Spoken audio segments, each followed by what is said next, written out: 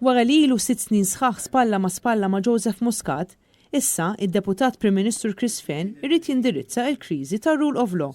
Irrid li jkollna governanza tajba u qed joħodha bi kbira fuq il-mod li bih qed jitmexxa l-korp tal-Pulizija.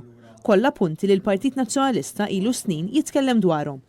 Iżda bħal donnu li issa għax jinsab nofs il-ġirja għal-leadership laburista, Chris Fearne qed jipprova jdoq diska differenti.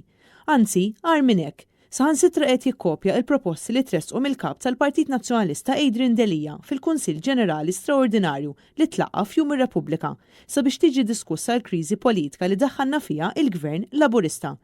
Meta kien qed indirizza konferenza tal-aħbarijiet bħala parti mill-kampanja tiegħu sabiex jieħu post Joseph Muscat, Fearne stqarr illi Prim Ministru m'għandu qatt iwetta investigazzjonijiet. Jekk jiena ikolli l-fiduċja tan-nies, l-investigazzjonijiet ma jibdihomx u ma jwettaqhomx il-Prim Ministru, dik hija ċara. Ġifieri waħda mill-problemi li x'vera jew le, ma waħda mill-problemi li qegħdin niddiskutu hu jekk kienx hemm, mhux se nidħol fil-meriti tagħha din, ma jekk kienx hemm interferenza politika fl-investigazzjonijiet anke tal-każ ta' Daphne Caruana Galizia. Ġifieri ċertament minix se nkun jien bħala Prim Ministru jekk inkolli l-fiduċja tal-votanti illi nindaħal ġo xi investigazzjoni. Stqarrija fejn juri biċ-ċar illi ma qabilx li Joseph Muscat intervjena fir-rwol tal-Kummissarju tal-Pulizija. Mistoqsim il-ġurnalisti dwar jekk l-ex-Chief of Staff tal-Prim Ministru Keith Schembri għandu xieġi investigat brabta ma' xhieda li ngħatat fil-qorti fl-aħħar jiem, Chris Fearne qal li għandhom jiġu investigati il-persuni kollha li semmew brabta mal-investigazzjonijiet dwar l-assassinju tal-ġurnalista Daphne Caruana Galizia. Kull min issemma f'din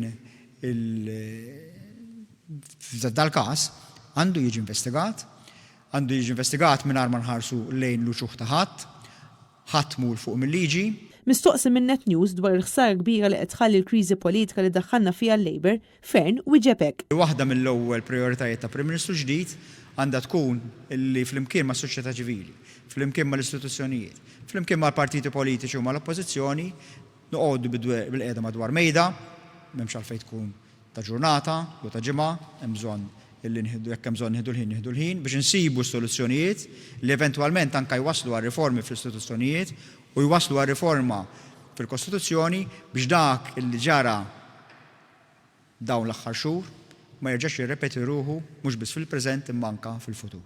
Id-Deputat Prim Ministru Chris Fearne qal li l-mira ewlenija tiegħu hi li sal-ewwel mit-jum jembarka fuq strateġija fejn isir tibdil kostituzzjonali, xi ħaġa li l-Partit Nazzjonalista ilu żmien twil jinsisti dwarha. Minkejn il-Partit Laburista dejjem ipprova jwaqa' għaż-żuffiet il-proposti tal-Partit Nazzjonalista dwar il-ħatra tal-Kummissarju u l-Avukat Ġenerali, Fearne issa qed jaqbel ma' ħatra bis-sistema taż-żewġ terzi. Mill-ewwel konferenza tal-aħbarijiet li taf din il-kampanja li qed issir fl-eqel tal-festi huwa ċar ukoll illi Chris Fearne qed jirrikonoxxi l-falliment tal-Labor fejn jidħlu temi bħal housing, l-ambjent u l-kunsilli lokali.